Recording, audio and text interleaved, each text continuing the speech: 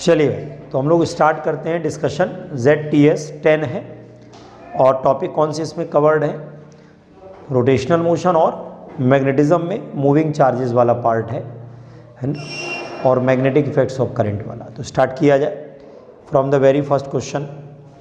The total kinetic energy of a rolling solid sphere is, एक rolling solid sphere है, ठीक है, तो टोटल काइनेटिक एनर्जी की बात हो रही है तो सीधा फॉर्मूला है half mv² 1 plus k² upon r², ठीक है। अच्छा, सॉलिड स्फीयर जो होता है, सॉलिड स्फीयर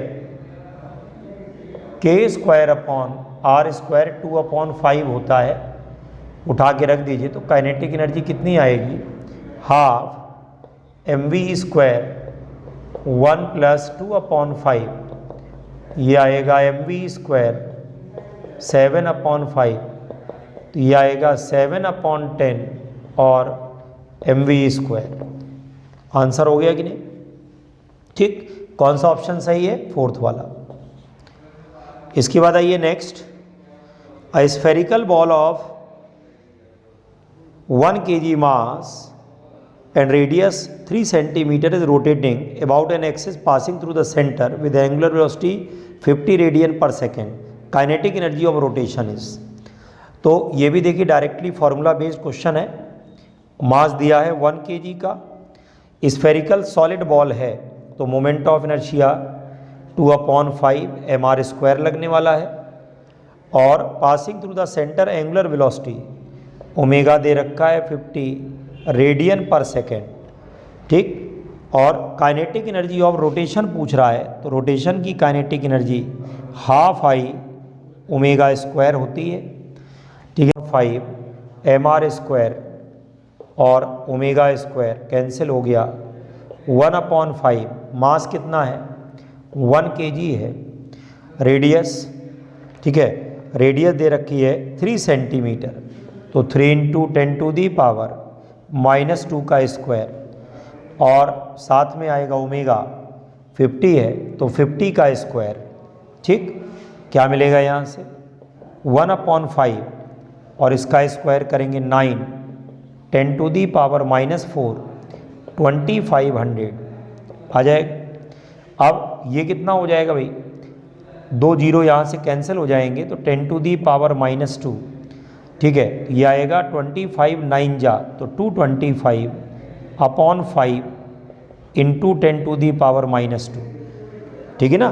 तो ये वैल्यू कितनी आएगी भाई? ये वैल्यू हमारी कितनी आएगी? 5 से डिवाइड कर दो, ठीक है, 5 से डिवाइड कर दो तो कितनी आ जाएगी? 45। तो ये हमारी वैल्यू आ जाएगी 45/100 आ जाएगी, ठीक है ना। अब आप यहाँ से जो है इसको सॉल्व कर लें, 5 से डिवाइड कर दें तो 9/20 जूल आ जाएगा, 9/20 जूल। थोड़ा कैलकुलेशन ध्यान से करिएगा क्योंकि 9/20 रेशो में दे रखा है, ठीक। तो ये आंसर आपका फोर्थ इसका भी है। अगला देखिए, क्वेश्चन नंबर 3 है।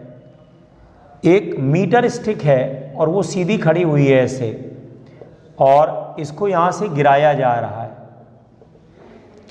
मीटर स्टिक है, उसको गिराया जा रहा है।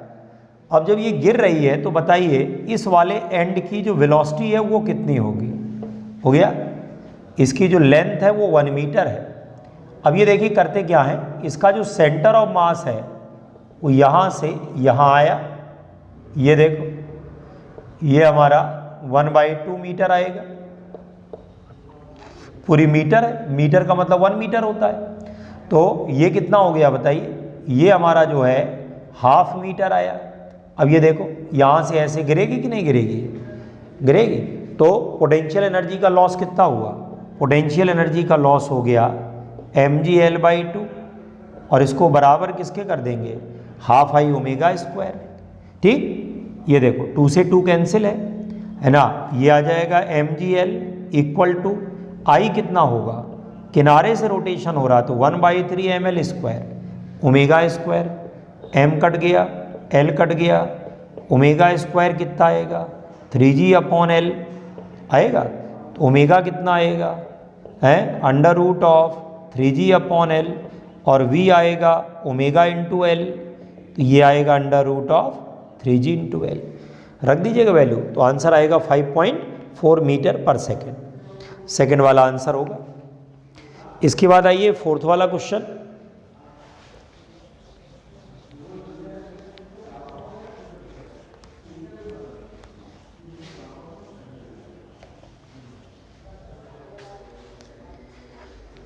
हाँ, क्वेश्चन नंबर फोर्थ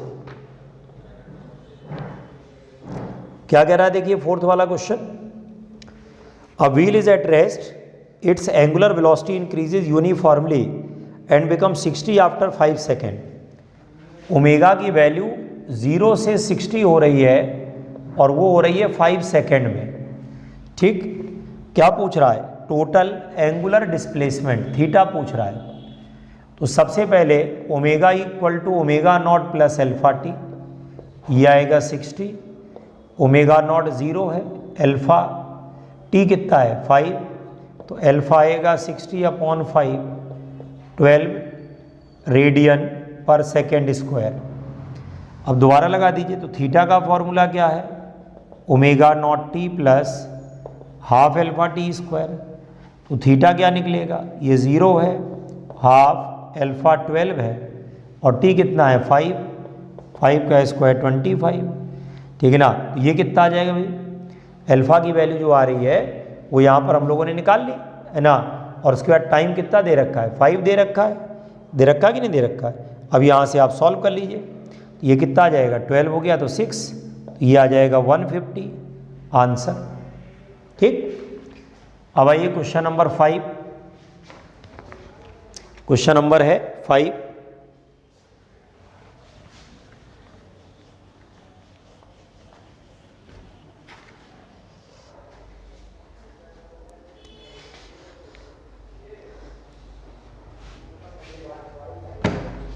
क्या कह रहा है, देखिए 5 वाला question. The moment of inertia of circular ring about an axis passing through the centre is 200, then its moment of inertia about diameter.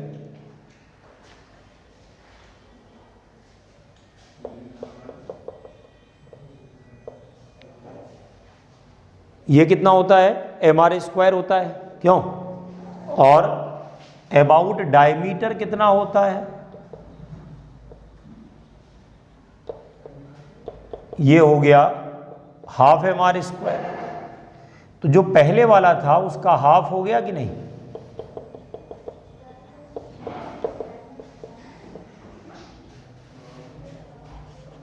ठीक, तो यह आधा हो जाएगा। पहले वाला 200 था तो अब ये 100 हो गया कि नहीं हो गया, तो आंसर फोर्थ हो गया। देखो अगला देखिए question number 6। A boy comes running and sits on a rotating platform, which one is conserve. एक लड़का आया, बॉय आया, जंप लगा करके प्लेटफॉर्म पे आ गया, कौन सी चीज़ कंजर्व होती है, आंसर आपको ही पता है, एंगुलर मोमेंटम। ठीक, अगला देखिए, two disc have the same mass and thickness, their material are of the density ρ1 and ρ2, the ratio of moment of inertia, the ratio of moment of inertia, ठीक है, about central axis will be। तो यहाँ पर देखिए इसने बोला है disc और साथ में थिकनेस है, तो ये सिलेंडर बन जाता है। तो क्या होगा भाई, अगर डिस्क के साथ थिकनेस आ जाए तो ये सिलेंडर बन जाएगा। आर रेडियस है, एम मास है, थिकनेस टी है, तो इसका जो मोमेंट ऑफ इनर्शिया है हाफ mr स्क्वायर होगा कि नहीं होगा। तो मास बराबर क्या होगा, वॉल्यूम इनटू डेंसिटी। वॉल्यूम कितना है, pi r square t into rho आ जाएगा, ये मास हो गया। तो मोमेंट ऑफ इनर्शिया कितना, half pi r square t rho, ठीक है, pi r square t rho, और साथ में क्या लग जाएगा, आर स्क्वायर आ जाएगा कि नहीं। तो यहाँ से क्या मिल रहा है बताइए, ये आपका रो के टर्म्स में मोमेंट ऑफ इनर्शिया देखो मिल रहा है। अब इसमें होगा कि आगे क्या कह रहा है ये, the ratio of the moment of inertia about central axis. अच्छा, सेम मास है तो मास को मत चेंज करिए, मास को फिर मत चेंज करिए, है ना, मास को मत चेंज करिएगा, मास सेम है, रेडियस को रिप्लेस कर देंगे हम लोग। रेडियस को अगर हम लोग रिप्लेस करेंगे तो क्या होगा यहाँ से, है ना, वॉल्यूम इनटू डेंसिटी है, तो यहाँ से हम लोगों का दोनों का मास सेम है ना, तो यहाँ से मास वाला वन रखिएगा, सीधे सीधे I1 अपॉन I2 जो है वो रखिएगा R1 square upon R2 square. समझ में आ रहा है कि नहीं आ रहा है? अब ये देखो यहाँ पर देखना, तो R स्क्वायर की वैल्यू क्या आएगी, M अपॉन पाई और T इंटू रो, तो R स्क्वायर इन्वर्सली प्रोपोर्शनल रो के है। अब अगर इन्वर्सली है तो ये रो2 अपॉन रो1 आ जाएगा, ठीक, ये वैल्यू, तो आंसर आपका फोर्थ वाला आ जाएगा। आगे उसके बाद आइए क्वेश्चन नंबर आपका है 8th वाला, क्वेश्चन नंबर है 8th। क्या कह रहा है, fly wheel of moment of inertia 0.32 kg metre square. Moment of inertia है 0.32 और kg metre square, is rotated at 120 radian per second. Omega दिया है 120 radian per second by a 50 watt electric motor. Electric motor की power 50 watt है। Kinetic energy पूछ रहा है कितनी होगी, what is the value of kinetic energy. तो देखिए काइनेटिक एनर्जी निकालना है तो पावर की कोई आवश्यकता नहीं, इन दोनों को मल्टीप्लाई कर दो, तो काइनेटिक एनर्जी क्या मिलेगा, हाफ आई ओमेगा स्क्वायर, तो ये आ जाएगा हाफ आई है 0.32 और 120 का स्क्वायर, ठीक। इसको आप सॉल्व करेंगे तो आपको आंसर क्या मिल जाएगा, 2304 जूल आ जाएगा। काइनेटिक एनर्जी जो आएगा 2304 जूल आ जाएगा, ओके, तो ये वैल्यू आ जाएगी।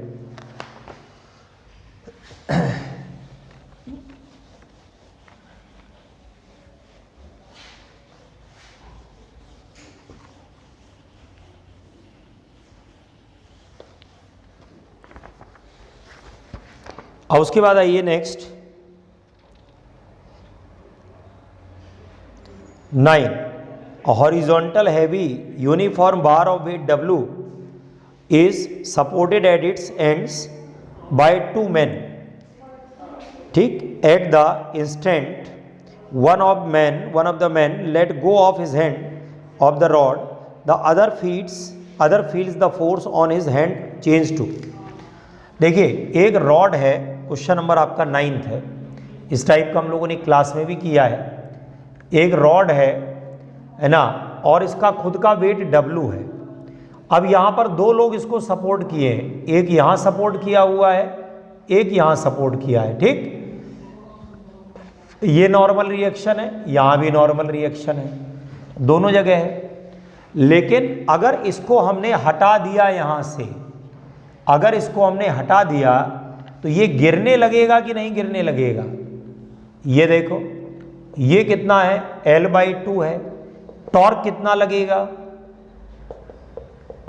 W इंटू L/2 लगेगा कि नहीं है। टॉर्क बराबर क्या है, I अल्फा है, W इंटू L/2 हो गया, ठीक है ना। अब यहाँ से I कितना होगा, 1/3 ml square alpha, W L/2, L cut गया यहाँ से, ठीक है ना। तो यहाँ से आपको क्या मिल जाएगा, देखो अल्फा मिल गया, ठीक है ना। अल्फा कितना मिलेगा बताइए, है ना, 3W अपॉन कितना हो जाएगा, 2m आ जाएगा यहाँ से, ठीक है।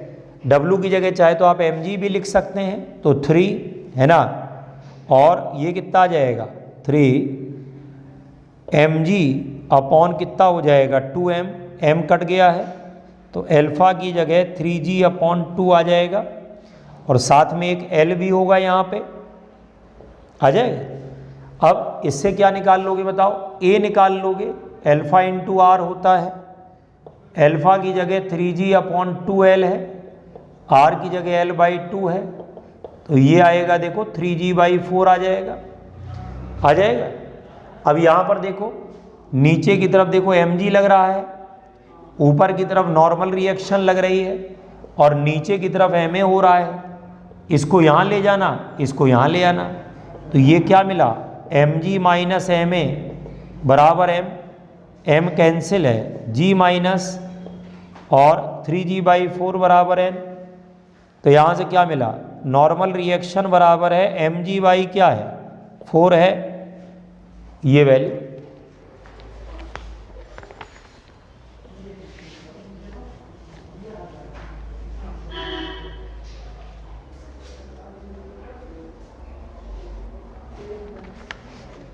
ठीक है, तो W/4 आ जाएगा कि नहीं आ जाएगा। अगला देखिए ओरली हो जाएगा, moment of inertia of uniform semi circular wire of mass m and radius r about a line perpendicular to the plane is, तो mr² होगा, क्योंकि वायर है ना तो क्या होगा, रिंग टाइप का स्ट्रक्चर बनेगा, रिंग है वो mm करके पूरा मास किनारे है, तो ये क्या हो जाएगा mr²। ऐसे याद कर लो, रिंग हो डिस्क हो या कोई भी स्ट्रक्चर है, अगर पूरा मास दिया है तो पैटर्न वही रहता है। जैसे मान लो डिस्क का थोड़ा सा हिस्सा दे दिया जाए, m मास पूरा दे दिया जाए तो फिर हाफ mr² हो जाता है। रिंग है तो रिंग का कितना हो जाता है mr²। अब यहाँ से क्या हो रहा है, fly wheel is making 3000/π revolution per minute about its axis if the moment of inertia of the flywheel about the axis is 400 kg/m², है ना। यहाँ पर रिवॉल्यूशन पर मिनट यानी कि फ्रीक्वेंसी है 3000/π और आरपीएम हो गया, और उसके बाद क्या है, जो मोमेंट ऑफ इनर्शिया है वो आपका 400 kg/m² है। द रोटेशनल काइनेटिक एनर्जी बहुत आसान है, सबसे पहले आप फ्रीक्वेंसी को क्या करेंगे, 3000/π × 60 करेंगे, ये आया कितना 50/π आ गया। फिर आप ओमेगा निकाल लेंगे, ओमेगा 2πn होता है, तो 2πn की जगह 50/π, तो ये देखो 100 आ जाएगा। और काइनेटिक एनर्जी का फॉर्मूला लगा दीजिएगा, क्या निकलेगा बताओ, ½I ω²। क्यों हो गया, देखो बढ़िया।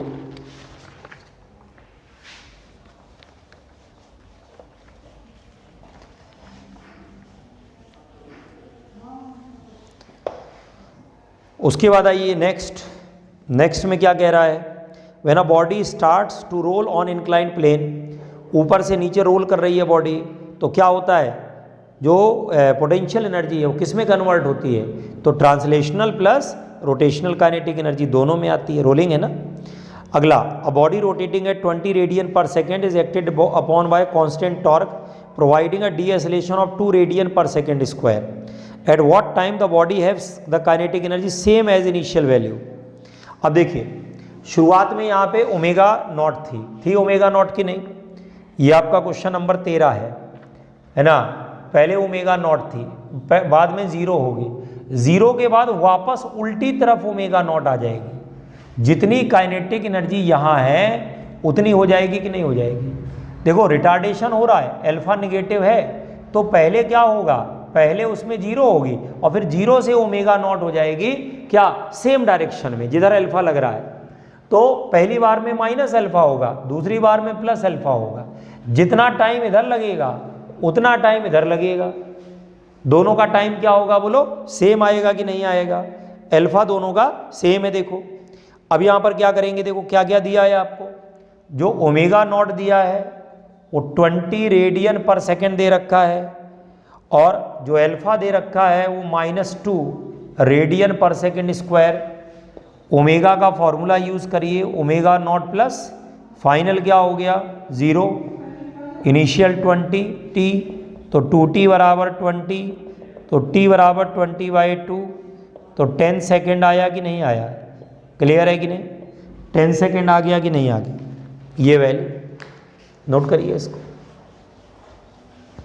अगला, solid sphere and spherical shell both of the same radius and mass roll down from rest without slipping, time taken to reach the bottom. देखो टाइम का फॉर्मूला क्या होता है, टाइम इज इक्वल टू, है ना, √2l/g sin थीटा 1 + k²/r² हो जाएगा। जिसका k²/r² ज़्यादा है उसका टाइम क्या है, ज़्यादा होगा, उसका टाइम जो है वो ज़्यादा हो जाएगा। जिसका k²/r² ज़्यादा है उसका टाइम ज़्यादा होगा, और k²/r² ज़्यादा किसका होता है, स्फेरिकल बॉल का। ठीक, ये हो गया देखिए। अगला क्या, radius of gyration of body depends upon, तो आंसर हो गया second, mass distribution and axis of rotation. ठीक। अगला, the moment of inertia of body about a given axis दे रखा है, प्रोड्यूस रोटेशनल काइनेटिक एनर्जी इतनी, एंगुलर एसिलेशन इतने, कितनी देर के लिए लगाया जाए, है ना। क्वेश्चन नंबर देखो 16 है, क्या दे रखा है इसमें, है ना। इसमें क्या दे रखा है, मोमेंट ऑफ इनर्शिया दे दिया है 2.4 दे रखा है ना, केजी मीटर स्क्वायर। उसके बाद रोटेशनल काइनेटिक एनर्जी कितनी है, 750 जूल है, और अल्फा दे रखा है कितना, 5 रेडियन पर सेकेंड स्क्वायर। तो सबसे पहले आप क्या करेंगे, काइनेटिक एनर्जी का फॉर्मूला जो है हाफ आई ओमेगा स्क्वायर लगा देंगे, यहाँ से ओमेगा निकल आएगा, और फिर ओमेगा की वैल्यू लगा देंगे omega naught plus alpha T लगा देंगे। याद रहेगा कि नहीं रहेगा। काइनेटिक एनर्जी कितनी दे रखी है, 750, क्या आ जाएगा, हाफ आई, आई की वैल्यू है 2.4 और ओमेगा का स्क्वायर ये निकालना है। ठीक, तो यहाँ से ओमेगा निकल आएगा, इसमें रख देंगे तो क्या निकल आएगा बताओ, टाइम निकल आएगा। क्लियर है कि नहीं। अब उसके बाद आइए क्वेश्चन नंबर आपका 18, क्वेश्चन नंबर है 18। A small ball of uniform density rolls up the curved surface with initial velocity v. It reaches up to the maximum height 3v square upon 4g with respect to the initial position. The object is, तो देखिए velocity का formula होता है under root of 2gh और 1 plus k square upon are square होता है, और उसके बाद जो है इसको स्क्वायर कर दो, ये आएगा 2gh और upon 1 plus k square upon are square हो गया।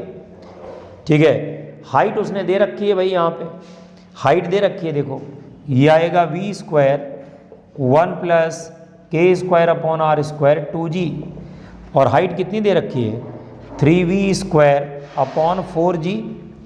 क्या मिला, v स्क्वायर कट गया, ये 2 आ गया यहाँ से।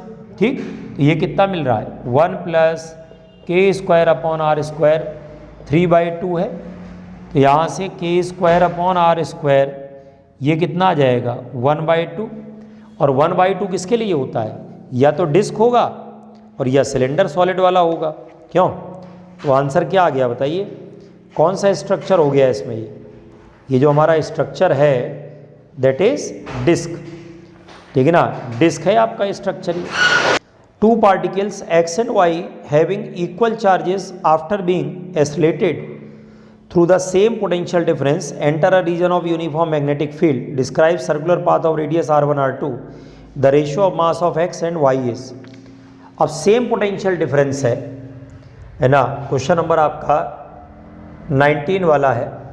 ठीक, अब इसमें देखिए रेडियस का जो फॉर्मूला होता है mv अपॉन qv होता है, ये फिर mv की जगह हो जाता है under root of 2 kinetic energy into mass upon qv होता है, और फिर ये हो जाता है under root of 2 kinetic energy की जगह qv m अपॉन qb होता है।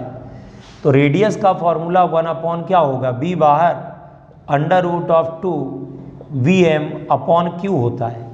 तो यहाँ से देखिए radius directly proportional to root m के है, तो r1 अपॉन r2 अगर करोगे तो under root of m1 upon m2 आएगा, स्क्वायर कर देना तो r1 square upon r2 square और m1 अपॉन m2 आ जाएगा। क्लियर हो रहा है कि नहीं हो रहा है, ये चीज़।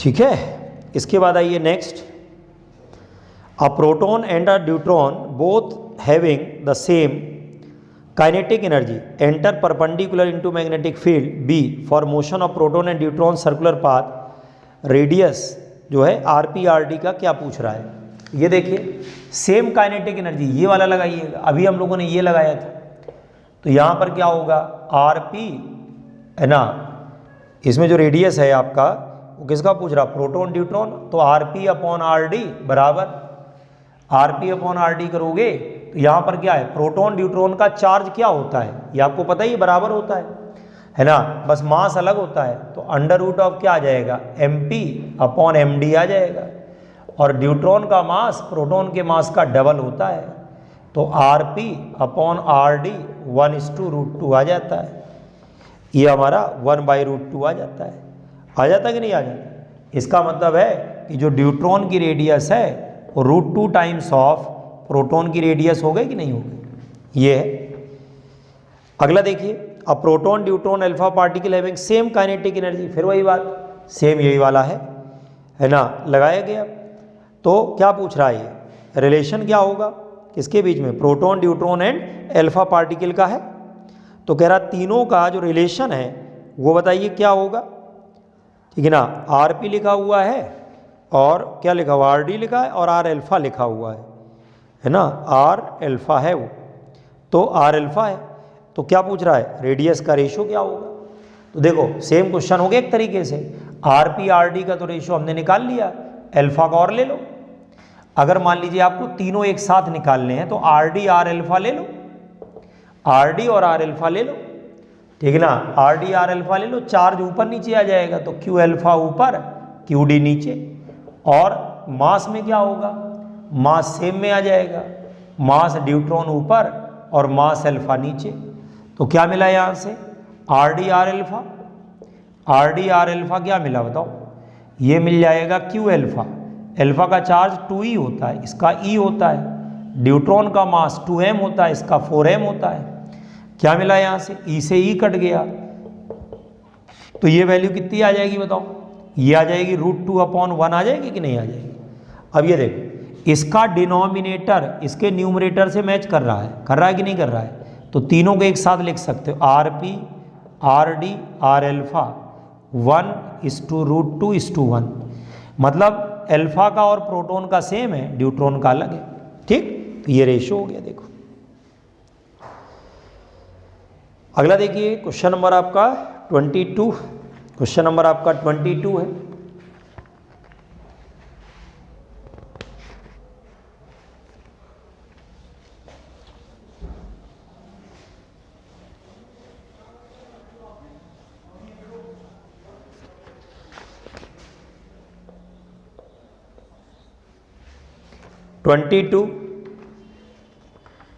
A particle of mass 0.6 gram and having charge of इतने nano coulomb is moving horizontally with uniform velocity, ठीक है। यहाँ से जो मास दिया है वो 0.6 ग्राम दिया है, मास दिया है 0.6 ग्राम और चार्ज दिया है, क्यू दिया है कितना, 25 नैनो कूलम, हॉरिजॉन्टली मूव कर रहा है और वेलोसिटी कितनी दी हुई है, 1.2 × 10⁴ मीटर पर सेकेंड।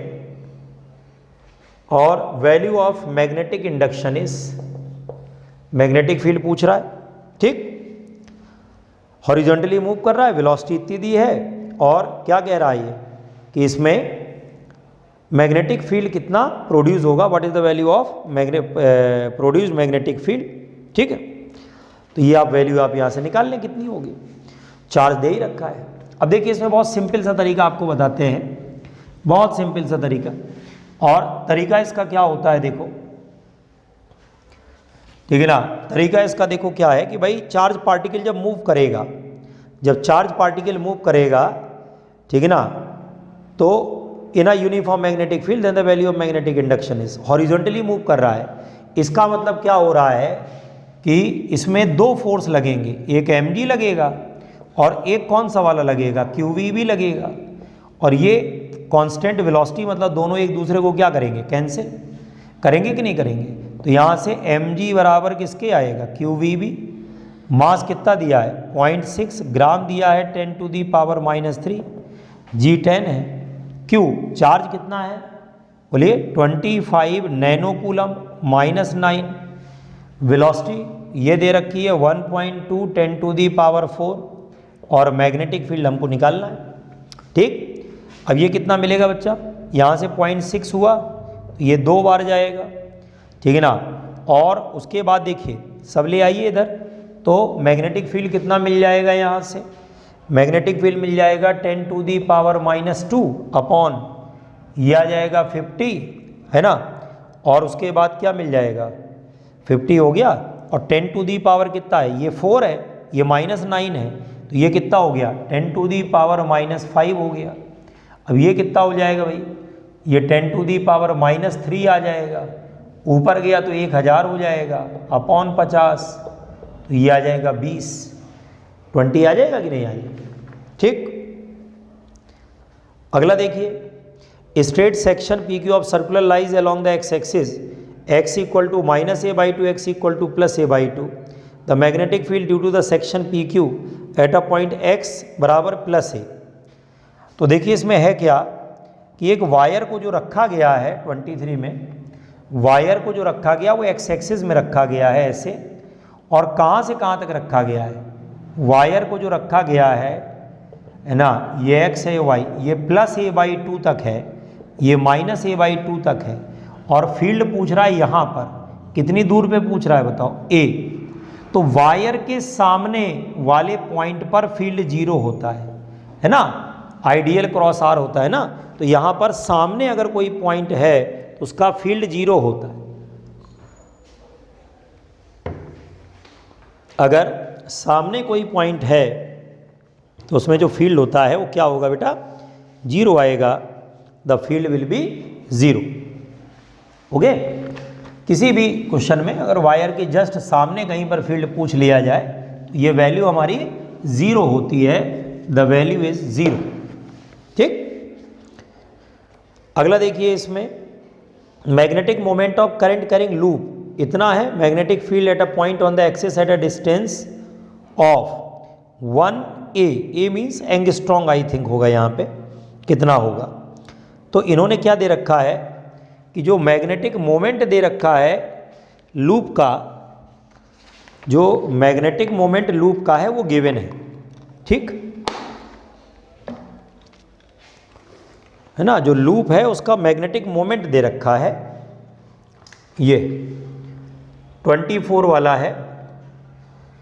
मैग्नेटिक मोमेंट m दिया है 2.1 इंटू 10⁻⁻25 और एम्पियर मीटर स्क्वायर।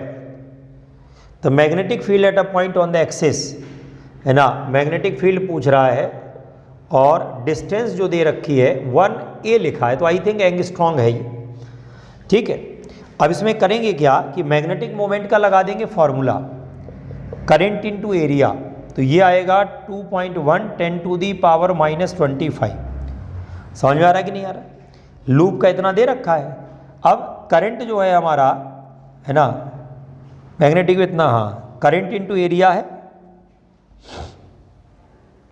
ठीक, एरिया कितना होता है, πr² होता है, तो ये आ गया देखो 2.1 10⁻⁻25। तो यहाँ से आप कोई भी रिलेशन निकाल लो, क्योंकि आई भी नहीं पता आर भी नहीं पता है, कुछ भी निकाल लो। उसके बाद मैग्नेटिक फील्ड निकालना है ना, मैग्नेटिक फील्ड पूछ रहा है एट अ डिस्टेंस ऑफ, तो अगर आप किसी डिस्टेंस पर मैग्नेटिक फील्ड निकालते हैं तो μ0 अपॉन क्या होता है 2IR² upon R² plus x² की पावर 3/2। ये फॉर्मूला लगा देंगे, आंसर आ जाएगा।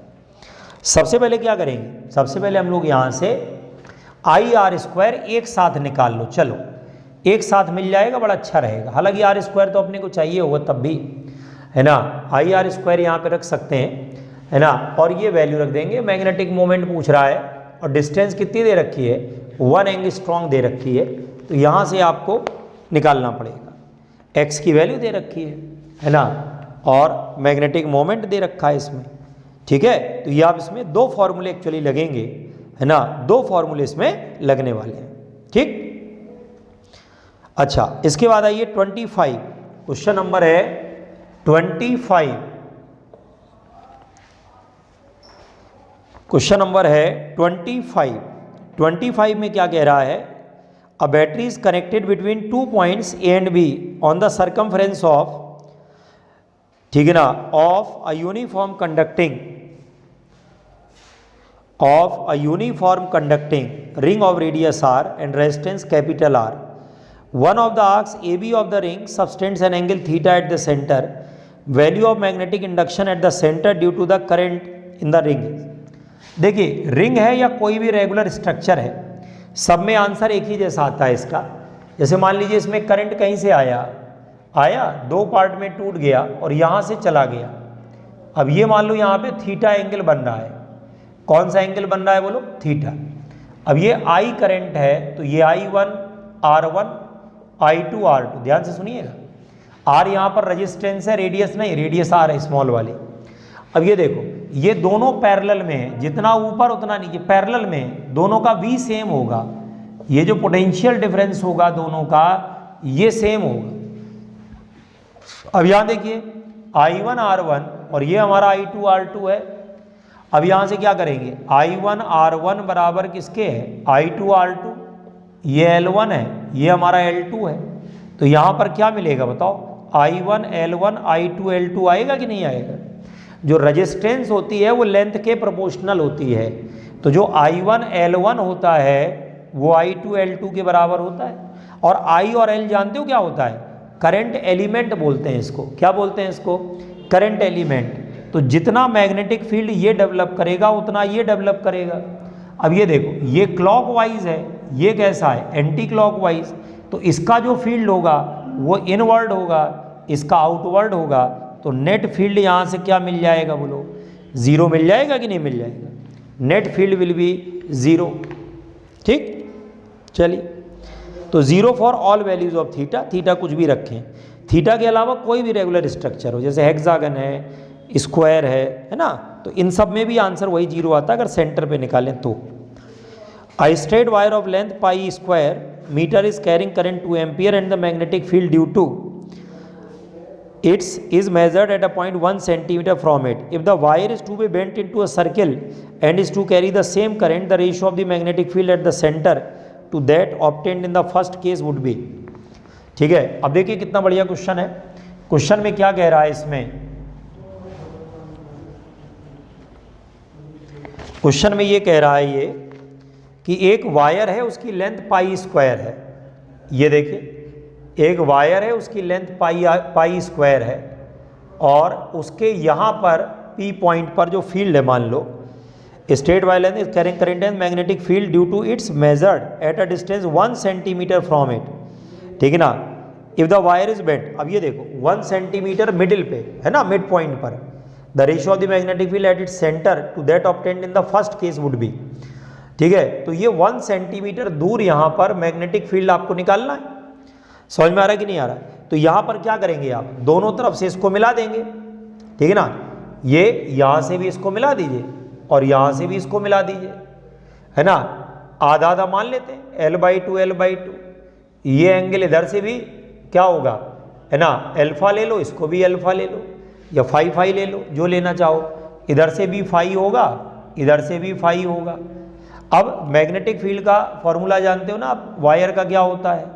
μ0 अपॉन 4 पाई I/x और sin φ1 प्लस sin φ2 होता है। ये देखो दोनों तरफ के एंगल बराबर है, दोनों तरफ के जो एंगल हैं वो बराबर आ जाएंगे कि नहीं आ जाएंगे?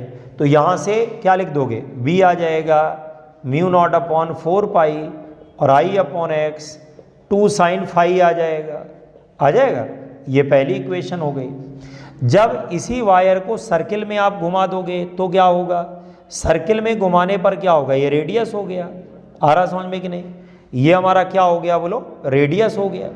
ठीक है, अच्छा टोटल लेंथ कितनी दे रखी है? Pi r square. ये बराबर कर देंगे 2 पाई आर के, पाई से पाई कट जाएगा, आर इक्वल टू कितना आ जाएगा? π/2। अब इसका मैग्नेटिक फील्ड कितना होता है? μ0 अपॉन 2 I/r।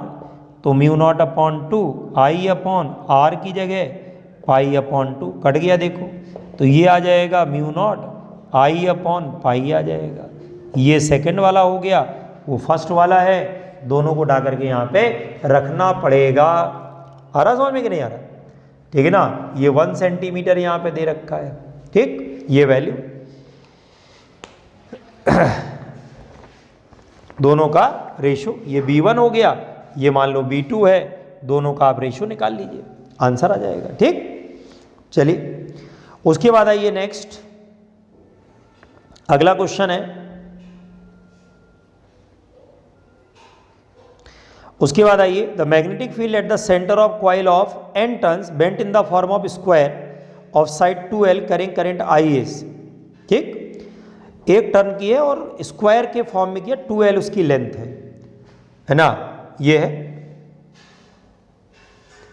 n टर्न्स है, ये देखो एक स्क्वायर हमने बनाया, ठीक, और इसकी जो लेंथ है वो 2L है, 2L ये भी है, 2L ये भी है, और सेंटर पर हमको मैग्नेटिक फील्ड निकालना है, ये देखो। अब यहां पर क्या होगा, ये एंगल कितने डिग्री का है 45, ये एंगल भी कितने का हो जाएगा 45। तो अब ये देखो दोनों तरफ का जो एंगल है φ1 φ2, बगल में फॉर्मूला लिखा है, ये 45 डिग्री हो गया, ये वाली डिस्टेंस कितनी होगी बताओ, L आएगी, तो मैग्नेटिक फील्ड क्या होगा mu naught upon 4 pi I upon, number of turns भी लगे हैं वो भी लगा देना, NI अपॉन L हो गया, और ये आ जाएगा 2 sin 45 इंटू वायर कितने, 4 वायर हैं, 1 2 3 4, अगर सारे एक ही डायरेक्शन में है तो फील्ड की डायरेक्शन भी सेम रहेगी। अब आप यहाँ से सॉल्व कर लो इसको, आंसर आ जाएगा, ठीक है ना। ये देखो 4 से 4 तो कैंसिल कर देना, ये 1/√2 होता है, तो ये आ जाएगा mu naught upon pi √2 NI upon कितना हो जाएगा L, ये आंसर हो गया। देखो फर्स्ट आंसर है, देखो सीधा सीधा, ठीक।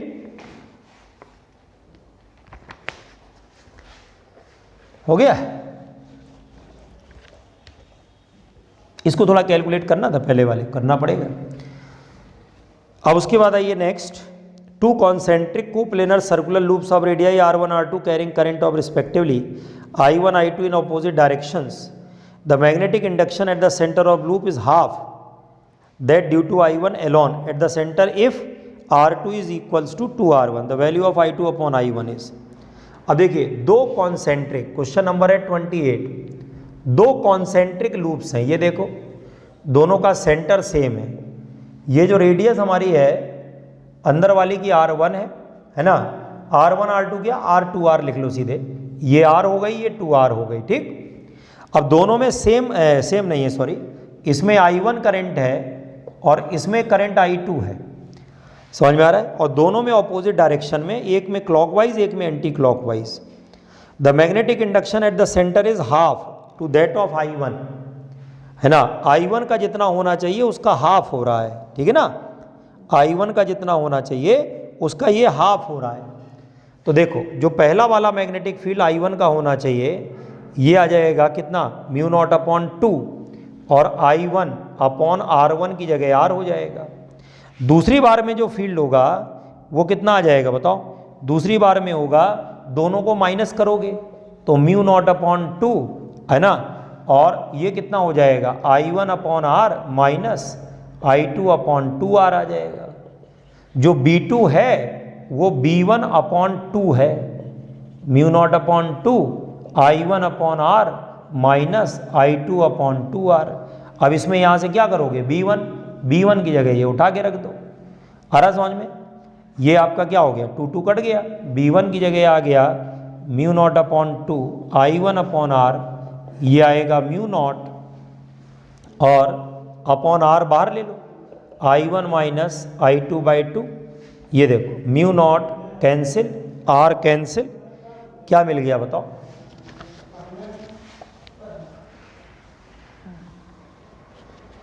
यहाँ पर क्या मिल गया बताओ, ये आ गया I1/2 equals to I1 minus I2/2, तो क्या हो गया I2/2 equals to I1 minus I1/2 आ जाएगा कि नहीं आ जाएगा, क्यों, तो अब ये कितना मिल गया बताओ, I2 अपॉन 2 I1/2, 2 कट गया, I1 अपॉन I2 1:1 आ गया कि नहीं, ये वैल्यू आ जाएगी, ठीक।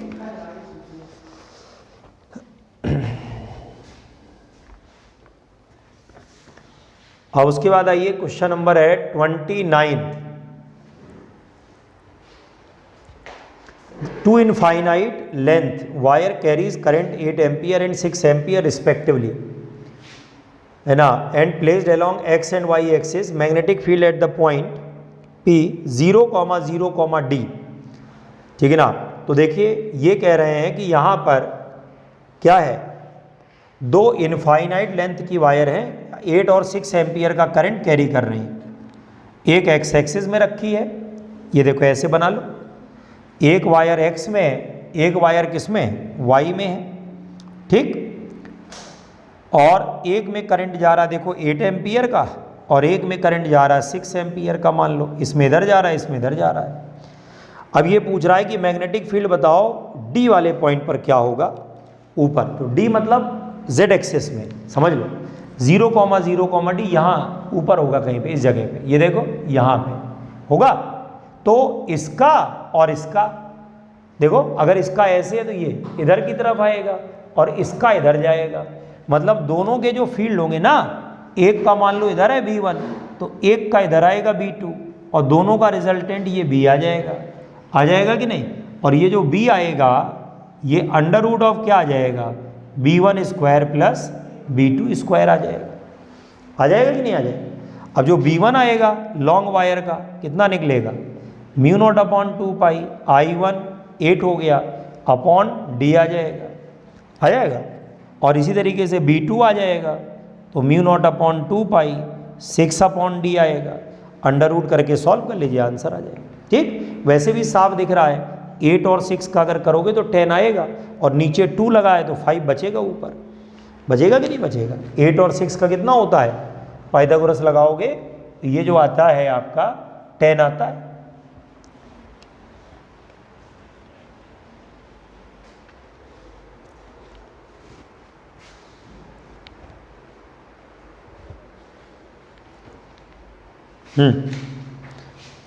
अब इसके बाद देखिए next, a circular coil of radius 4 centimetre and 20 turns carries a current of 3 ampere. It is placed in a magnetic field of intensity point इतने, the magnetic dipole moment of the coil is, circular coil है, 4 centimetre है, 20 turn है, current इतने है ना। देखो magnetic field में रखने से मैग्नेटिक मोमेंट का कोई लेना देना नहीं है, मैग्नेटिक मोमेंट होता है करंट इनटू एरिया, बात खत्म हो गई। नंबर ऑफ टर्न्स दिए तो नंबर ऑफ टर्न्स लगा देना, तो सीधे सीधे आपका मल्टीप्लाई करके आंसर आ जाएगा। क्लियर हो रहा है कि नहीं, समझ में आ रहा है कि नहीं आ रहा।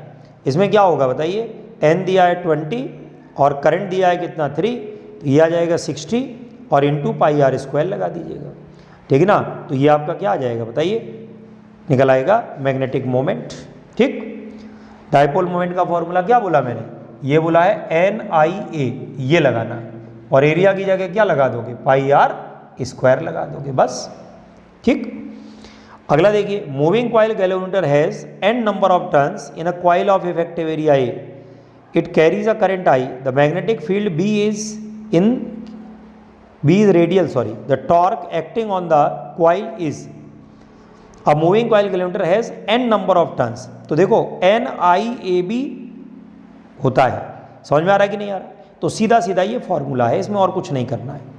क्लियर हो रहा है कि नहीं, डायरेक्टली ये फॉर्मूला है टॉर्क का, NIAB साइन थीटा होता है, रेडियल फील्ड का मतलब होता है थीटा 90 रहेगा, है ना। रेडियल का मतलब होता है अलोंग द रेडियस, और अलोंग द रेडियस होता है तो नॉर्मल के साथ कितने डिग्री का एंगल होता है, 90 डिग्री का, तो NIAB होता है, ठीक है। आंसर 4th हो गया। 32, अच्छा क्वेश्चन है ये। क्वेश्चन कह रहा है कि देखिए क्वेश्चन नंबर 32, एक वायर यहाँ है P, एक वायर यहाँ है Q, और एक वायर यहाँ है R, ठीक।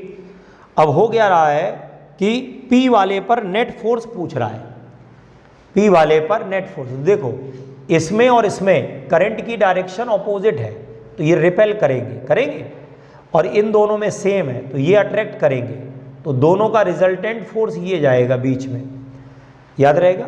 अगर दो वायर में सेम डायरेक्शन में करंट है तो अट्रैक्शन करते हैं, ऑपोजिट डायरेक्शन में है तो क्या करते हैं बताओ, रिपल्शन करते हैं। ऑपोजिट डायरेक्शन है तो क्या करेंगे बताओ, रिपल्शन करेंगे। ऑपोजिट डायरेक्शन में क्या करेंगे, रिपल्शन करेंगे। क्लियर हुआ कि नहीं हुआ, ऑपोजिट डायरेक्शन में जो है वो रिपल्शन करेंगे, ठीक। तो ये हमारा 32 वाला हो गया। ठीक है। उसके बाद 33 आइए, figure shows a straight wire of length L carrying current I, the magnitude of magnetic field produced by the current eight point P is, P point पर कितना फील्ड होगा। तो देखिए क्वेश्चन नंबर 33 डायग्राम बना हुआ है, ये देखो ये करंट आ रहा है यहाँ से आई, और यहाँ पर थोड़ा सा सिंबल का ध्यान रखिएगा डायग्राम में, ये एल है, सॉरी करंट आई आ रहा है। Figure shows straight wire of length L, है ना, लेंथ इसकी एल है और करंट आई है, और मैग्नेटिक फील्ड जो पूछ रहा है वो पी पॉइंट पर, तो ये भी एल ये भी एल, इसको यहाँ से मिला दीजिएगा, ऐसे मिला दिया, तो ये एंगल कितने डिग्री का होगा, 45 का हो जाएगा कि नहीं हो जाएगा। अब मैग्नेटिक फील्ड का फॉर्मूला लगा दीजिएगा, mu naught upon 4 pi I upon L, और एक तरफ एंगल बन रहा है एक तरफ जीरो है, तो ये आ जाएगा देखो साइन 0 प्लस साइन 45, तो ये 1/√2 आएगा कि नहीं आएगा, तो आंसर आ जाएगा, खत्म। ठीक, तो क्या मिल गया बताइए, B equals to mu naught upon 4 pi और आई अपॉन एल 1/√2, √2 से ऊपर मल्टीप्लाई कर दीजिएगा, √2 से नीचे, तो ये 2 आएगा, 4 दूनी 8, ऊपर √2 आ जाएगा। ठीक, तो आंसर कौन सा हो गया, थर्ड वाला हो गया इसमें। अगला देखिए, a wire of length L is bent in the form of circular coil and I pass through it, if the coil is placed in magnetic field then the torque acting on the coil will be maximum when number of turns is, है ना, number of turns is, wire of length L bent in the form of circular coil है, if the coil is placed magnetic field, magnetic field में रखा गया है, तो क्या पूछ रहा है ना, is placed in magnetic field then the torque acting on the coil will be maximum and the number of turns is। तो देखिए यहाँ पर बहुत सिंपल सी बात है कि जो टॉर्क है हमारा, है ना, टॉर्क का फॉर्मूला क्या होता है, NIAB sin थीटा होता है। तो यहाँ पर टॉर्क दो चीज़ों पे देखो डिपेंड करेगा, एक तो नंबर ऑफ टर्न्स, जितने बढ़ाओगे टॉर्क बढ़ेगा, और थीटा का भी ध्यान रखना पड़ेगा कि अगर थीटा की वैल्यू 0 है या 180 है, नॉर्मल से लिया जाता है, तो टॉर्क 0 आ जाएगा, तो नंबर ऑफ टर्न्स बढ़ाने से कोई फायदा नहीं होगा। ठीक है ना, ये चीज़ होती है। अगला देखिए 35, cylindrical conductor of radius R carries a current I, the value of magnetic field at a point which is r/4, distance inside the surface is 10 tesla, find the value of magnetic field at a point which is 4r, distance outside the surfaces. तो देखिए इसमें होता क्या है कि cylindrical wire है, कैसी wire है ये, सिलेंड्रिकल वायर है ये,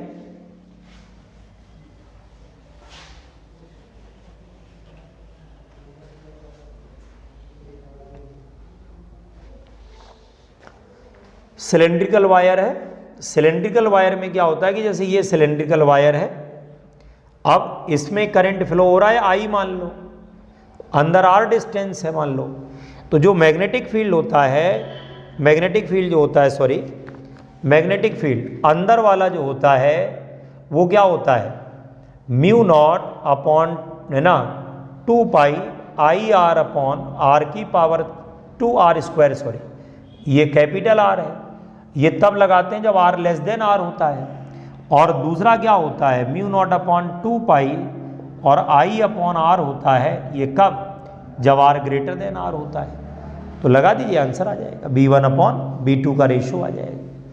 ठीक है, दो फॉर्मूले होते हैं, अंदर वाला क्या होता है, अंदर वाले में IR डायरेक्टली प्रोपोर्शनल है, तो अगर कल को मान लो B1 B2 का आप रेशो भी निकालें, B1 B2 का, तो यहाँ पर क्या आ जाएगा बताओ, है ना, B1 B2 का अगर आप रेशो निकालेंगे तो ये आ जाएगा कितना, पहली बार में R है ना, डिस्टेंस दे रखी है, पहली बार में, पहली बार की जो डिस्टेंस है वो दे रखी है, पहली बार की जो डिस्टेंस दे रखी है वो r/4 दे रखी है, पहली बार की डिस्टेंस r/4 दे रखी है, और दूसरी बार की कितनी दे रखी है, दूसरी बार की जो दे रखी है वो कितनी दे रखी है, दूसरी बार की डिस्टेंस दे रखी है 4r, समझ में आ रहा है कि नहीं आ रहा, दूसरी बार की जो डिस्टेंस दे रखी है वो 4r दे रखी है ना, पहली बार की कितनी है r/4 है, इसमें रख लो ऐसे, यहाँ से B1 आएगा म्यू नॉट अपॉन 2 पाई और I अपॉन r², और ये आ जाएगा कितना r/4, r कैंसिल है, तो म्यू नॉट अपॉन 2 पाई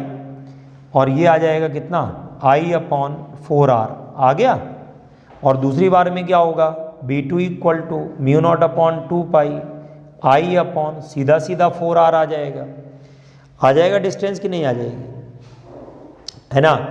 डिस्टेंस हमारी कितनी आ जाएगी, distance r/4 sorry value of magnetic field at a point r/4 distance inside from the surfaces. तो बेटा इसमें डिस्टेंस जो ये r/4 है ना, थोड़ा सा सुनो, ये जो डिस्टेंस है ना ये वाली सरफेस से r/4 दी है, सेंटर से क्या निकलेगा r माइनस r/4, तो ये 3r/4 होगा। और दूसरी बार में जो उसने डिस्टेंस दे रखी है वो कहाँ से दे रखी है, बोलो फ्रॉम द सरफेस, तो सेंटर से कितना हो जाएगा, फ्रॉम द सेंटर से हो जाएगा r + 4r, तो ये हमारा 5r हो जाएगा। क्लियर हो रहा है कि नहीं हो रहा है, तो ये थोड़ा सा ध्यान रखना पड़ेगा ये, ठीक है। डिस्टेंस कहाँ से दे रखी है बताओ, सरफेस से। फॉर्मूले कौन कौन से लगने हैं, एक ये लगना एक ये वाला लगना ये दो फॉर्मूले हमारे पास यहाँ पे लगने हैं, ठीक। चलिए अब आइए सेक्शन बी में, 4 point masses each of mass M length L place corner of square of side A B C D L the moment of inertia of the system about the axis passing through A parallel to B D S. तो देखिए question number 36 है, यहाँ पर ये जो मास है ये है। अब ये क्या हो रहा है कि एक मास है, ये दूसरा मास है, ये तीसरा मास है, ये चौथा मास है, ठीक है। सबकी जो वैल्यू दे रखी है वो बराबर दे रखी है। एल जो है वो साइड की लेंथ है, इसका नाम ले लो ए बी सी डी। अब ये मोमेंट ऑफ इनर्शिया पूछ रहा है बी डी के पैरेलल, बी डी कहाँ है, ये बी है और ये डी है, इसके पैरेलल पूछ रहा है मोमेंट ऑफ इनर्शिया इसके अबाउट, ठीक नहीं, passing through A and parallel to B D, passing through A and parallel to B D, ये वाली है एक्सिस, ये पास हो रही है और बी डी वाले के वो पैरेलल है, कोई दिक्कत नहीं। तो ये डिस्टेंस देखो निकाल लो और ये वाली डिस्टेंस निकाल लो और ये वाली डिस्टेंस निकाल लो, इसका मोमेंट ऑफ इनर्शिया 0 हो जाएगा। अब ये कितना आ रहा है बोलो, L√2 आ रहा है, तो L/√2 ये होगा, L/√2 ये होगा, हो जाएगा। तो ये वाली डिस्टेंस कितनी हो गई, L/√2 हो गई, और ये वाली डिस्टेंस कितनी हो गई बताओ, L/√2 आ गई कि नहीं आ गई, ठीक है। तो अब ये मोमेंट ऑफ इनर्शिया क्या है, अगर आप इसका मोमेंट ऑफ इनर्शिया निकालेंगे तो कितना आएगा बताओ, m × L/√2 का स्क्वायर, इतना उसका भी आएगा, प्लस ये आ जाएगा ml², तो ये मोमेंट ऑफ इनर्शिया यहाँ पर हो गया, ठीक है, ये हमारी वैल्यू आ जाएगी।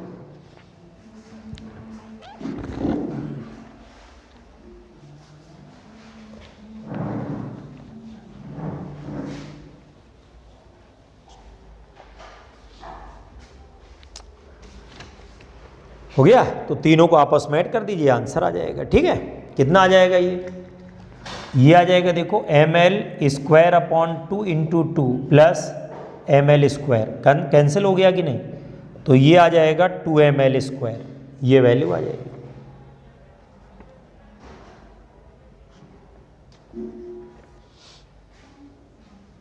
ठीक है, चलिए ml² है, साथ में √2 भी तो था बेटा, ये L√2 था, इंटू 2 भी लगाओगे, है ना, तो 2ml² प्लस ml², तो ये आपका आ जाएगा 3ml²,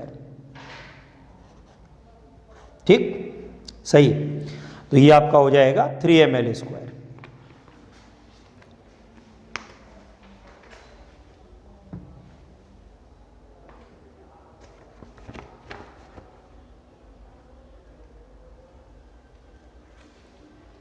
मिटा दें,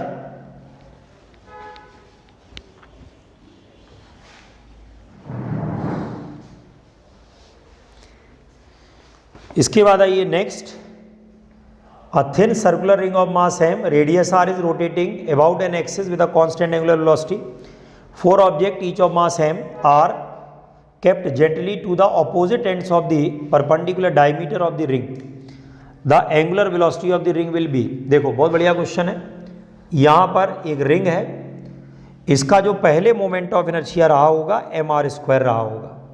अब देखो 4 मासेस को रखना है, 1 2, 3 और 4, एक मास ये, एक मास ये, एक मास ये, एक मास ये, हो गया। अब यहाँ पर क्या हो रहा है, जो नया मोमेंट ऑफ इनर्शिया होगा वो कितना होगा, नया मोमेंट ऑफ इनर्शिया हो जाएगा mr² प्लस 4mr² आ गया, क्लियर है। तो यहाँ से क्या हो गया, m plus 4m into r² है, हो गया। ये हमारा क्या है, mr² है, m plus 4m into r² है, ω1 ओमेगा है, ω2 पूछ रहा है क्या होगा। तो ये हमारा जो है I1 ω1 बराबर I2 ω2 है, हो गया। तो अब यहाँ से क्या करोगे भाई, mr² ω1 ये ओमेगा है, I2 कितना है, m plus 4m into r² ω2 omega है, r² देखो कट गया तो क्या मिला, ω2 m omega m plus 4m, आ गया कि नहीं आ गया ये वैल्यू। थर्ड आंसर है। अगला देखिए क्वेश्चन नंबर 38 है। एक वायर है, लूप शेप में है ऐसे, ठीक। A wire of length L and uniform linear mass density rho bent into the circular loop with centre वो moment of inertia about x axis. तो देखो इसके अबाउट मोमेंट ऑफ इनर्शिया पूछ रहा है, ये देखो यहाँ से कितनी दूर है, ये r है ना। तो डायमीटर से कितना दूर है बताओ, डायमीटर से r डिस्टेंस पर है, डायमीटर का कितना मोमेंट ऑफ इनर्शिया होता है, हाफ mr² प्लस mr², तो 3/2 mr² होगा, ये मोमेंट ऑफ इनर्शिया। अब मास कैसे निकालोगे, तो मास होता है डेंसिटी इंटू लेंथ आ जाएगा, आ जाएगा, डेंसिटी इंटू क्या आ जाएगा बोलो, लेंथ आ जाएगा यहाँ पर। अच्छा लेंथ हमारी कितनी है, लेंथ बराबर 2πr है, तो r निकल के आएगी L/2π, उठा के इसमें रख दो, तो ये आएगा 3/2, मास की जगह ρl और इसकी जगह L/2π का स्क्वायर आ जाएगा। क्या मिला यहाँ से देखो, ये मिल जाएगा, देखो कितना 3 रो L⁻³ अपॉन ये आएगा 4 2 जा 8, तो 8π² आ जाएगा, 3 रो L⁻³ अपॉन 8π² हो जाएगा, आंसर 4th आ जाएगा, ठीक।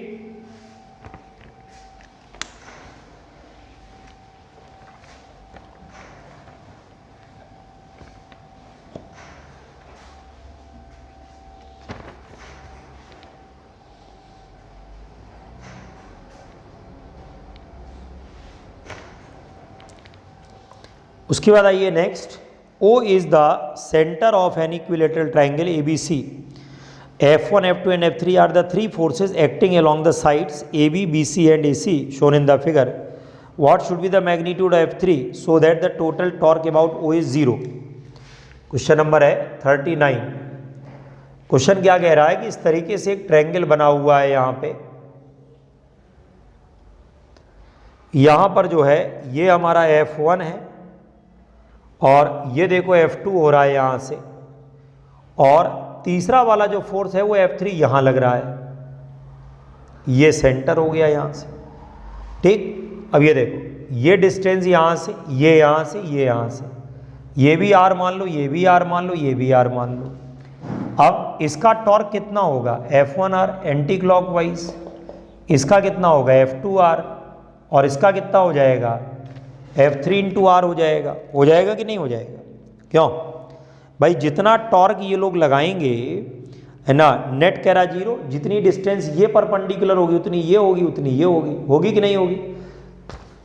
अब ये देखो इस पॉइंट के अबाउट ये कैसा है एंटी क्लॉकवाइज, ये कैसा है एंटी क्लॉकवाइज, ये कैसा है क्लॉकवाइज, तो जितना इनका टॉर्क होगा F1 F2 का वो F3 के बराबर होगा, है ना।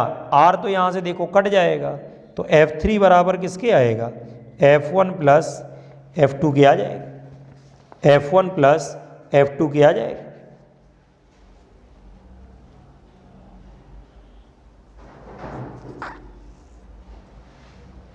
ठीक है, तो ये वैल्यू आ जाएगी।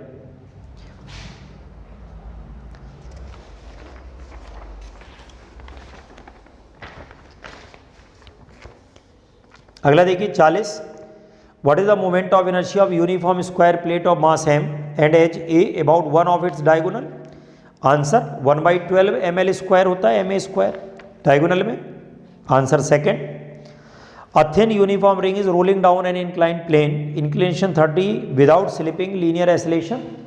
तो लीनियर एक्सेलरेशन कितना होता है, g sine theta upon 1 plus k square upon are square. G sine theta upon 1 plus k square upon are square. तो यह आएगा जी साइन 30 1/2 और ये 1 प्लस 1, तो जी अपॉन 4 आ जाएगा आंसर। ठीक। अगला देखिए 42, a person supports a book between its finger and thumb as shown in the figure. ठीक है, क्या पूछ रहा है, if the book has weight of W then the person is producing torque. कितना टॉर्क लगेगा, देखो बहुत बढ़िया क्वेश्चन है। क्या होगा इसमें, ये यहां पे जो है इस तरीके से एक बुक को पकड़े हुए हैं, यहां पे इसका जो वेट होगा ना वो बीचों बीच लगेगा W, और ये डिस्टेंस कितनी है, b/2 है। तो यहां से जो टॉर्क लगेगा वो W इंटू b/2 लगेगा, और वो भी क्लॉकवाइज। ठीक है ना, वो भी कैसा लगेगा, क्लॉकवाइज। W इंटू b/2 है ना, ये क्लॉकवाइज लगेगा। अब इसको रोकना है, रोकने के लिए यहां पर वो हाथ से पकड़े हुए हैं, समझ में आ रहा है। तो उसके जो हाथ है वो कितना टॉर्क लगाएंगे, if the person has the bit ना then the person is producing torque. तो अगर ये क्लॉकवाइज है तो वो टॉर्क कैसा लगा रहा होगा, एंटी क्लॉकवाइज, ताकि घूमने ना पाए। तो आंसर हो जाएगा W into v/2 anti clockwise. तो आंसर कौन सा हो गया बताइए, सेकेंड वाला आंसर हो गया। ठीक। अब देखिए the magnetic induction at the centre O in the figure shown is. क्या होगा भाई मैग्नेटिक इंडक्शन, दो सेमी सर्कुलर लूप है, बड़ा पुराना क्वेश्चन है, फेमस क्वेश्चन है। एक सेमी सर्कुलर लूप ये है, एक ये है। अंदर वाली की रेडियस R1 है, दूसरे की R2 है। एक में जो डायरेक्शन है वो क्लॉकवाइज है, एक में कैसा है, एंटी क्लॉकवाइज है। फील्ड पूछ रहा है, दोनों माइनस हो जाएंगे, μ0/4 I 1/R1 माइनस 1/R2। ठीक, फर्स्ट आंसर है। इसके बाद आइए नेक्स्ट, इसके बाद आइए नेक्स्ट।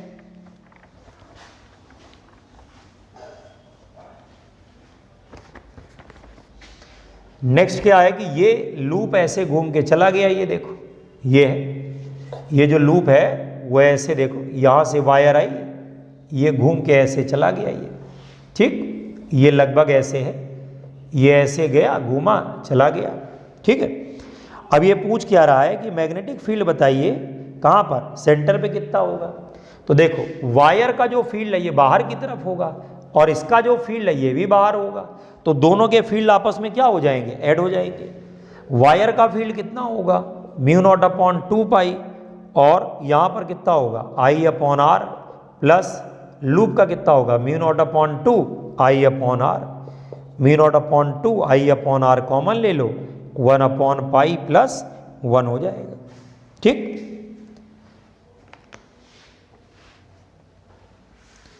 टू कॉमन लिया है ना, तो 1/π प्लस 1। पाई अगर कॉमन ले लोगे तो यहां से आ जाएगा पाई प्लस 1 आ जाएगा। ठीक, क्योंकि पाई उसने बाहर लिखा है। अगला देखिए, find the magnetic field eight O। O वाले पॉइंट पर मैग्नेटिक फील्ड पूछ रहा है। तो यहां पर देखिए क्या हो रहा है कि इस तरीके से आया, ये ऐसे, फिर ऐसे, फिर ऐसे, फिर ऐसे, फिर ऐसे, फिर ऐसे, फिर ऐसे।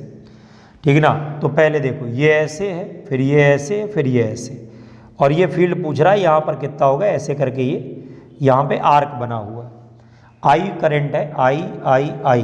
ठीक, अब ये देखो R करके है कि नहीं। अब ये वाला एंगल हमारा कितना है बताओ, थीटा हो गया कि नहीं हो गया। अब ये देखो ये दोनों जो हैं ऐड हो जाएंगे, ये माइनस हो जाएगा, तो μ0 कितना आ जाएगा बताओ, है μ0/2 I/R इंटू थीटा, इसका हो गया μ0/2। हाँ, सर्किल का कितना होता है θ/2π, यानी कि μ0/4π I/R इंटू थीटा। इसका कितना हो गया, इसका हो गया देखो μ0 क्या हो गया 4π I/3R इंटू थीटा, माइनस ये आ जाएगा देखो μ0/4π और I/2R इंटू थीटा। माइनस कर दो, आंसर आ जाएगा। ठीक, ये तीनों को माइनस करो।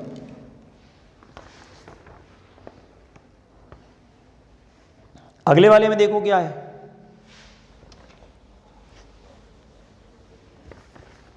फोर्टी सिक्स वाले में एक वायर है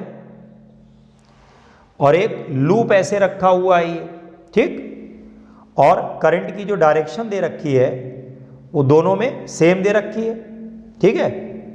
एरो थोड़ा सा क्लियर नहीं है डायग्राम में, लेकिन आप ध्यान रखिए, इसमें करंट की डायरेक्शन ये देखो ऐसे दे रखी है, ठीक। अब ये देखो, ये दोनों अट्रैक्ट करेंगे कि नहीं करेंगे, ये दोनों रिपेल करेंगे, लेकिन असर इनका ज़्यादा होगा। तो क्या हो जाएगा बताओ, ये लूप क्या करेगा, वायर की तरफ अट्रैक्ट हो जाएगा, वायर की तरफ क्या हो जाएगा बोलो, अट्रैक्ट हो जाएगा, ठीक। चलिए 47, same direction attraction, opposite direction क्या होता है, रिपल्शन, ध्यान रखिएगा इसको। अब एक बार और बताए तो अगला क्या कह रहा है, 47, तीन वायर है, 1 2 3, तीन वायर है ना। अब इसमें क्या हो रहा है, 3 long wire carrying current arrange in the shown in the figure. अब इसमें क्या हो रहा है, करंट की जो है वो डायरेक्शन आपको क्या करना है, देखना है क्या होगी भाई। इसमें जो करंट फ्लो हो रहा है, इसमें ऊपर की तरफ फ्लो हो रहा है, इसमें भी ऊपर है, इसमें नीचे की तरफ आ रहा है, ये I2 है, ये I1 है, ये I3 है। अब ये देखो यहाँ पर क्या हो रहा है, ठीक है ना, यहाँ पर क्या हो रहा है,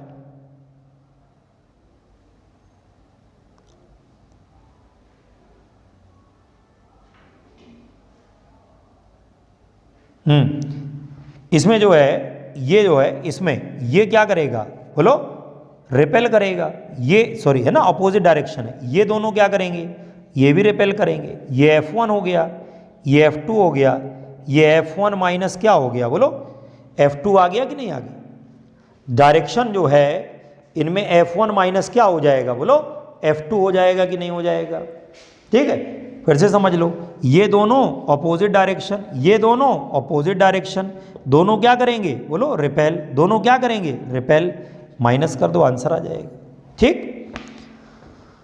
इसके बाद क्या पूछ रहा है, 48 है ना, 4 wire each of length 2 centimetre are bent into 4 loops PQR and S, then suspended into uniform magnetic field, same current is passed, each which statement is correct, कौन सा सही है। तो देखो, जिसका एरिया ज़्यादा होगा उसमें कपल यानी कि टॉर्क ज़्यादा होता है, जिसका एरिया ज़्यादा होता है उसमें कपल यानी कि टॉर्क ज़्यादा होता है। तो एरिया किसका ज़्यादा होगा, सेम लेंथ के लिए, बताइए, सेम लेंथ के लिए, तो वो सर्किल का होगा। तो सर्किल में couple on loop S will be highest, ठीक। अगला देखिए, अगला ही बहुत बढ़िया क्वेश्चन है, 49 वाला क्वेश्चन क्या कह रहा है कि ये देखो ऐसे 1 2 ये है, इसमें कितना करंट फ्लो हो रहा है बच्चा, इसमें जो करंट फ्लो हो रहा है ये 4 सेंटीमीटर लेंथ है, ये तुम्हारी क्या है 6 सेंटीमीटर लेंथ है, और ये तुम्हारी 4 सेंटीमीटर है, 10 एम्पियर का करंट फ्लो हो रहा है, ठीक है। और जो मैग्नेटिक फील्ड दिया है वो परपेंडिकुलर है ना, और वो वैल्यू दे रखी है 5 टेस्ला, ठीक। आउटवर्ड है, ये बाहर की तरफ है फील्ड, ठीक। अब ये पूछ रहा है बताइए नेट फोर्स कितना होगा। तो एक काम करिएगा बेटा, इन दोनों को मिला करके लेंथ लीजिएगा, टोटल 8 सेंटीमीटर लीजिएगा इसको, ठीक है ना, और इसका कितना आ जाएगा, टोटल 6 सेंटीमीटर आ जाएगा। इस पर फोर्स निकाल लीजिए, इस पर निकाल लीजिए, और दोनों क्या करिएगा बताइए, इस वाले पर फोर्स जब आप निकालोगे, लेफ्ट हैंड रूल लगा लो, क्या होगा, इस वाले पर जब आप फोर्स लगाओगे, देखो फील्ड बाहर की तरफ जा रहा है, करंट ऊपर की तरफ जा रहा है, फोर्स इधर लगेगा, क्यों, फील्ड करंट फोर्स इधर लगेगा। इस वाले पर क्या होगा, करंट इधर जा रहा है, फील्ड बाहर है, फोर्स नीचे लगेगा, तो यहाँ पर क्या होगा, 2 फोर्स लगेंगे बेटा, एक ऐसे एक ऐसे, दोनों का रिजल्टेंट हो जाएगा, ये F1 होगा, ये F2 होगा, और ये F कितना निकलेगा, under root of F1 square plus F2 square, ये आंसर आ जाएगा। पहली बार में कितनी लेंथ होगी, 6, एक लेंथ 6 है और एक कितनी है, 8 है ना। F का फॉर्मूला क्या लगा दोगे, BI/L होता है कि नहीं होता है, याद रहेगा। मैग्नेटिक फील्ड कितना है, 5 टेस्ला, करंट कितना है 10 एम्पियर, पहली बार की लेंथ कितने सेंटीमीटर है, 8, 10 टू दी पावर -2, तो ये आएगा 40 into 10 into 10 to the power -2, तो ये आएगा 4। इसी तरीके से वो 3 आ जाएगा दूसरा वाला, तो तो 5 निकल आएगा। ठीक, और 50 वाला तो थ्योरेटिकल क्वेश्चन है सीधा सीधा कि भाई जो टॉर्क आपका है क्या हो जाएगा, है ना, angle the torque will be rotated through the torque on the become zero. तो भाई सीधी सी बात है, टॉर्क जीरो कब होता है? टॉर्क जीरो तब होता है जब मैग्नेटिक फील्ड, है ना, टॉर्क का फॉर्मूला ANI बे साइन थीटा होता है, तो थीटा जो लिया जाता है नॉर्मल से लिया जाता है, तो लूप ऑलरेडी थीटा डिग्री पर है, इसको जब घुमाओगे तुम तो क्या हो जाएगा, टॉर्क जीरो हो जाएगा, तो 90 प्लस थीटा घुमाना पड़ेगा। ठीक है ना, घुमाने का तरीका दे रखा कैसे घुमाया जा रहा है। तो ये आपका थ्योरेटिकल क्वेश्चन है ना। थोड़ा डायग्राम में एरोज का ध्यान रखिएगा जो करंट के हैं, किधर किधर करंट जा रहा है, इस बात का आप ध्यान रखिएगा। ठीक है, तो ये आपका पूरा हो गया। बाकी अगर किसी क्वेश्चन में आपको डाउट रह जाता है तो आप क्लास में भी पूछ सकते हैं। ओके, तो ये जो है आपका पेपर का डिस्कशन हो गया। कोई अगर आपके डाउट हैं तो आप आराम से पूछ सकते हैं, शेयर कर सकते हैं। Okay, thank you.